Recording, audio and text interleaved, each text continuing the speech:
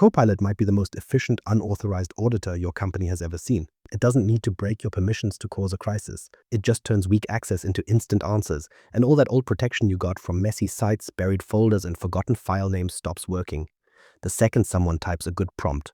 Think about any tenant with weak access controls. If you ask Copilot to summarize leadership pay, pull HR policy drafts, or find confidential planning docs, it will surface that content in seconds as long as the user technically has access. This isn't an AI defect or a bug in the software. It is a massive data exposure problem that AI makes visible at scale. In 2026, this is exactly where things break. You have fast rollouts meeting old permissions and conversational retrieval. If you want to stay ahead of Copilot governance, you should subscribe. Because the real question now isn't whether Copilot is risky, it's about what model of control still works when friction disappears. The model that broke, security through obscurity. For years, a lot of Microsoft 365 security depended on something nobody wanted to admit. Most of your safety came from low discoverability. Files were technically accessible to the wrong people, but they were just too hard to find. They sat in deep SharePoint libraries, old team sites, forgotten project folders, personal OneDrives, and mail threads that nobody would ever search properly. You didn't have good governance, you had friction posing as protection, and it lasted because most people never had the time or patience to test the edges of their own access. What typically happened is simple. Permissions drifted over time. A site got shared too broadly during a project, or a folder inherited access it shouldn't have kept after a deadline passed. Maybe a finance file stayed open to a wider group after a reorg, or legal drafts lived in a place that felt obscure enough to seem safe. None of that ever got fixed because the damage felt limited in day-to-day work. People navigate, they search, then they give up. The bad permission stays there and nobody feels the risk because the effort required to exploit it is still too high for a normal employee. But Copilot runs on another model entirely. It works through context, permissions, search, and Microsoft Graph signals across every piece of content a user can already reach. The starting point changes completely. A user no longer needs to remember the file name. They don't need the site URL. They don't even need to know whether the document lives in SharePoint, OneDrive, or an old email. They just ask a question in natural language, and Copilot does the heavy lifting for them. That distinction matters a lot. Copilot doesn't create new access, it removes the effort needed to use the access you already gave people. Once you see that clearly, the whole security conversation changes, because the failure isn't in the model answering the question. The failure sits in the permission model feeding it. The scale of that problem isn't theoretical. Research shows that 16% of business-critical data is overshared, and the average organization has about 802,000 files at risk right now. That number tells you something uncomfortable about the old way of doing things. The exposure was already there. Most of it just stayed dormant because your employees weren't acting like professional search engines all day. And one level deeper, permissions drift makes this even worse. Research used in risk training shows that only a tiny share of granted permissions is ever actively used. The rest of those permissions just sit there. They are quiet and unchecked. This means your tenant likely contains a huge amount of access that nobody needs anymore, but nobody notices until AI turns that stale access into working context. This is how the accidental insider threat grows. We aren't talking about a malicious actor or a compromised account. It's just a normal employee with a valid identity asking a reasonable question and getting an unreasonable answer. They weren't trying to steal anything. They were just trying to work faster. But the system answered them using data that should never have been reachable in that moment. Before Copilot, human limits slowed that process down. Search terms had to be specific. Users stayed inside one app at a time. They rarely connected dots across SharePoint, OneDrive, and Outlook unless they already knew exactly where to look. Copilot collapses that effort. You ask once. It searches broadly, it assembles context. And the old assumption that obscurity gives you breathing room finally falls apart. Once that clicks, the rollout mistake gets obvious. Why rollouts stall? The governance gap before scale. Most Copilot rollouts don't stall because users hate the tool, but rather because the company turned on the AI before it understood the shape of its own access. That is the pattern we see everywhere. Licenses get funded and pilot groups get announced. Then a few executives try it out and some early wins show up. But then the momentum hits a wall when security, compliance, and IT start asking basic questions that nobody bothered to answer up front. They want to know what counts as sensitive content, where that data lives right now, and who can actually reach it today. Most importantly, they need to know what exactly Copilot can pull into a response from that mess. That missing baseline is the real blocker, and it has nothing to do with the license cost or the quality of your prompts. The problem sits one layer lower in the operating facts of your tenant. If you can't map your sensitive data or verify who has access to it, you aren't actually scaling AI in a meaningful way. You are simply scaling uncertainty, and people across the organization start to feel that tension very quickly. This is exactly where a lot of organizations are sitting right now, caught somewhere between a pilot and a controlled rollout. They aren't fully stopped, but they aren't truly ready to go big either. They have seen enough activity to know Copilot can help, but they don't have enough confidence to expand the footprint cleanly. That's why so many programs get stuck in an awkward middle state where leadership wants momentum, while legal and security are demanding evidence that the data is safe. Admins are then left trying to clean up years of inherited access after the AI conversation has already started. The adoption data from 2025 survey research lines up with this reality, showing that 71% of people cited governance as their top barrier. Only 17% of companies had managed to scale beyond their initial pilots, which should tell executives something pretty direct about the current landscape. The bottleneck isn't a lack of interest from the workforce. The bottleneck is a lack of control from the top. Companies aren't struggling to imagine use cases, but they are struggling to trust the data boundary around those use cases. And the baseline they skipped isn't some abstract concept, because it really comes down to 4 practical questions. You need to know what data is sensitive and where that data sits across SharePoint, OneDrive, Exchange, and Teams. You have to identify who has access now, including stale group memberships and inherited permissions that everyone forgot about. Finally, you must understand what Copilot can actually surface from those paths when someone asks a natural language question. Until those 4 answers exist, rollout decisions are mostly just guesswork dressed up as innovation. A lot of leaders make the same budget mistake here by funding the experience before they fund the visibility. They buy more Copilot seats before they invest in the controls that tell them whether those seats are safe to expand. That approach sounds fast and ambitious, but it creates the exact friction that kills momentum later on. The moment your risk teams see unclear exposure, every conversation about scaling the tool turns into a long, drawn-out debate. So what does minimum viable governance look like before you go for a broader rollout? It isn't a giant transformation program, but rather a simple control stack that gives you a real line of sight. You start with sensitivity labels that mean something operational instead of just being compliance paperwork. You add access reviews so old permissions don't keep drifting forward untouched, and you run an oversharing scan across the places Copilot will draw from most. Make sure your audit is turned on so you can see interactions and accessed resources, then put prompt-level controls in place so risky grounding paths don't slip through by default. Taking these steps doesn't kill the value of the AI, it actually protects that value for the long term. Once that baseline exists, you can expand Copilot on safer ground instead of rolling it into blind spots and hoping the tenant behaves. The smart executive move isn't to push harder on scale right away, but to pause long enough to stop convenience from turning into exposure. This becomes very concrete when you look at how these failures actually show up in production. 3 failure patterns every Copilot team should expect. The first failure pattern is the simplest, and that is exactly why it catches so many smart people off guard. Overshared files stop hiding. A user asks a plain question that sounds perfectly normal for work, and Copilot brings back content from places nobody thought to check. This includes HR drafts, finance workbooks, legal notes, and leadership planning decks. These files weren't newly exposed by the AI, but natural language turns broad access into usable access, and the old mess of SharePoint structure stops slowing people down.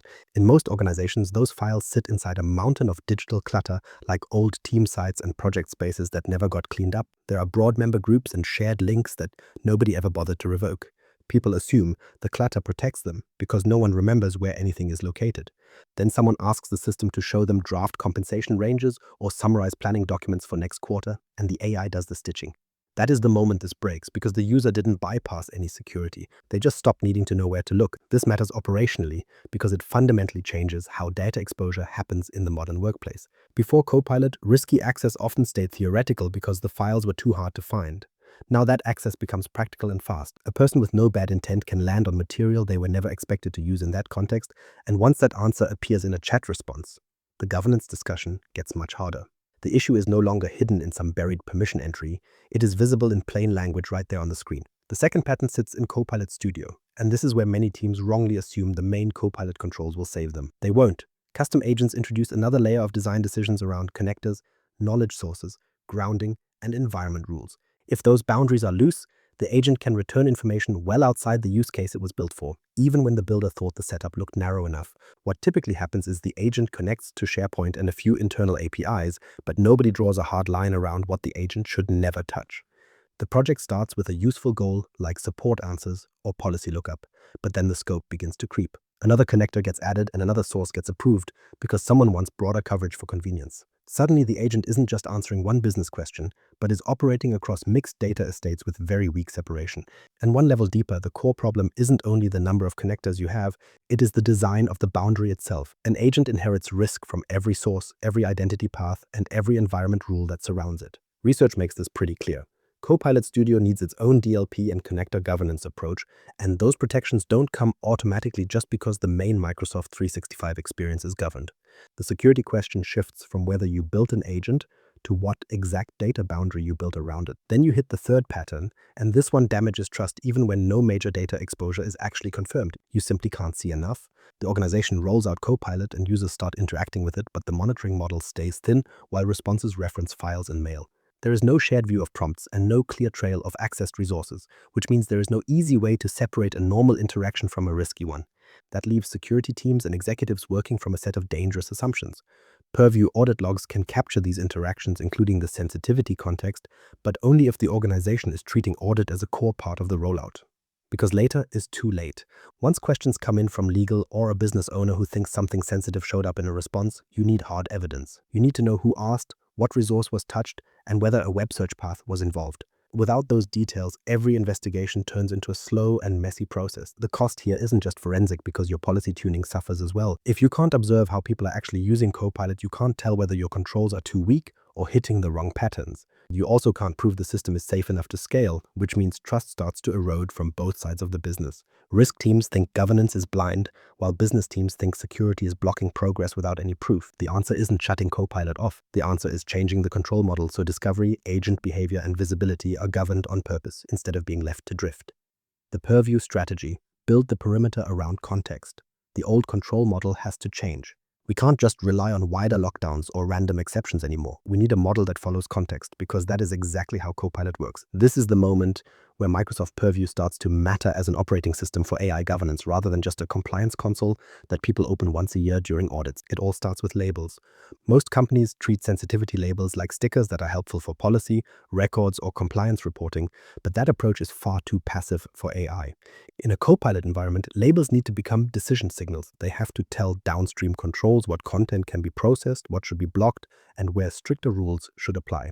If your labels are missing, inconsistent, or limited to a small part of the tenant, your policy logic starts weak and it stays weak. That label-first model represents the real shift. You classify the content first, and then the policy follows that classification. It is never the other way around. Instead of building endless lists of sites and hoping admins remember to update them, you let the state of the content drive the enforcement. This matters because the location of information changes all the time, while the business meaning of that information usually stays the same. A finance document is still a finance document even if it moves to a new folder, and a confidential strategy file is still sensitive even if a team reorganizes around it.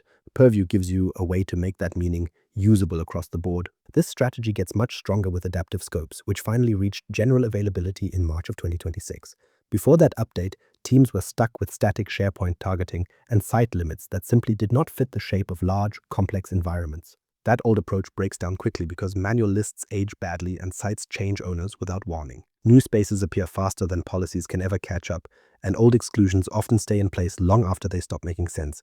In an AI rollout, that lag becomes a dangerous control gap because Copilot moves at query speed while your governance moves at admin speed. Adaptive scopes change the entire targeting model. Instead of naming every single location one by one, your policy can include or exclude SharePoint sites using labels, metadata, and business rules.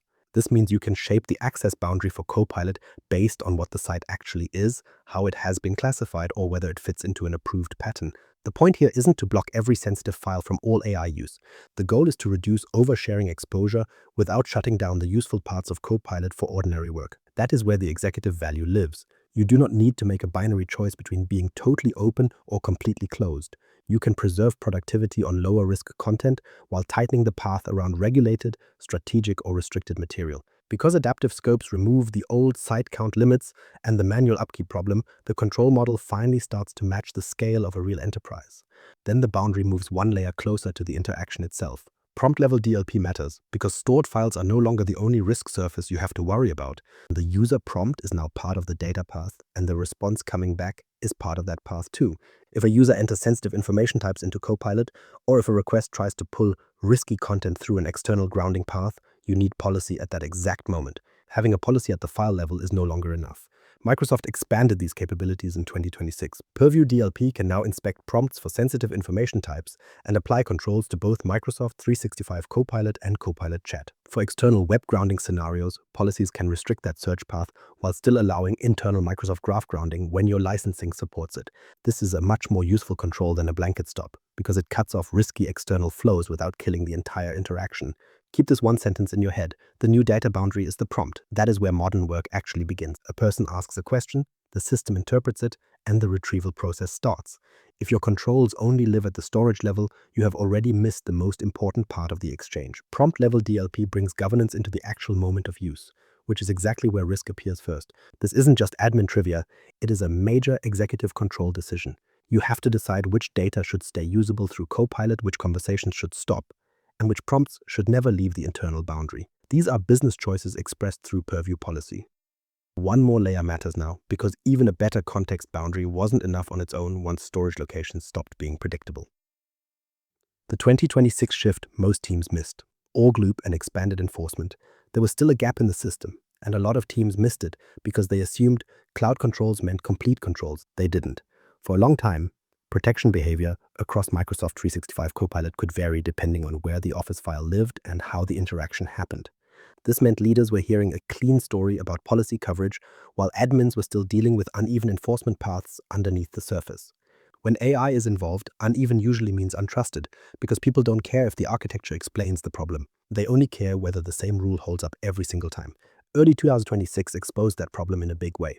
The trust hit that happened between January and February around how Copilot handled protected email content showed that assumptions about labels were not enough. Microsoft addressed the specific defect, but the broader lesson was much bigger than the bug itself. You could not treat protection promises as finished just because a policy existed in the portal. You had to care about where enforcement really happened, which workloads were fully covered, and which gaps were still closing in the background.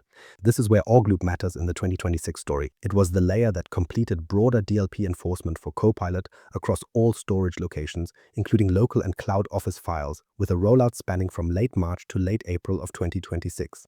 In plain language, the decision path finally got more consistent.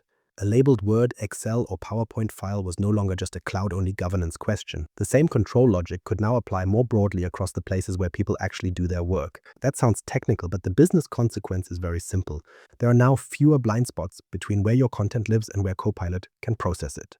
Before this expansion, many organizations were still carrying a split in their mental model where cloud content felt governed, but everything else felt uncertain. Work does not stay neatly inside one storage assumption, and users do not think in those boundaries when they open files or ask questions. If the policy model stops at one location type, then the real operating boundary is much weaker than leadership thinks it is. With org loop closing more of that gap, Purview gets closer to something leaders can actually trust. It isn't perfect coverage by slogan, but it provides broader consistency in the enforcement path. This leads to safer decisions around Copilot use in Word, Excel, and PowerPoint, regardless of where the file sits. And it creates a cleaner governance story for organizations trying to reduce exceptions before they scale. Still, nobody should treat this as instant magic.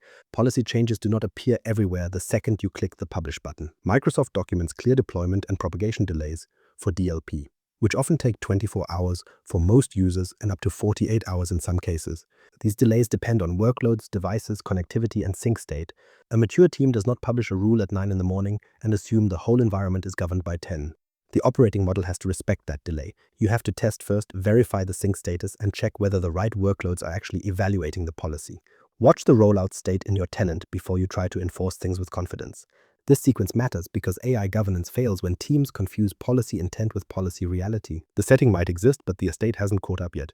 If you roll forward on that assumption, you create another trust problem the moment a blocked interaction goes through somewhere it shouldn't. Once enforcement becomes broader and more consistent, the next challenge shows up fast. You still need proof that the controls are working, and you need a way to adjust them as usage patterns change. The operating layer, audit, tuning, and closed-loop governance. After you set the policy, you need the evidence. Most leadership teams skip this part because they think governance is finished once the rules are written. It isn't. A live Copilot environment never stops moving. And the only way to manage that reality is through audit data. You need to see how people are actually using the system and exactly what content the system is touching in response. Purview gives you that visibility, but only if you treat it like a control surface instead of a basic records tool. Copilot audit data captures the interactions, the resources accessed, the site URLs, and the sensitivity labels involved in every single prompt. This matters because it turns a vague sense of concern into something you can actually review. You can inspect which files were touched and how a response was grounded, which means you aren't guessing about risks anymore. That helps with compliance. But the real value here is operational. You can finally prove safe usage. You can investigate misuse. You can defend your rollout decisions with hard evidence instead of a gut feeling. When something looks wrong, you don't have to argue based on screenshots or someone's memory because you are working from the actual records. This same visibility is what allows you to improve your policy tuning over time. If your people are hitting blocks on safe prompts, you can refine the rules to let them work. If risky patterns are slipping through your internal grounding, you can tighten the policy exactly where it's failing.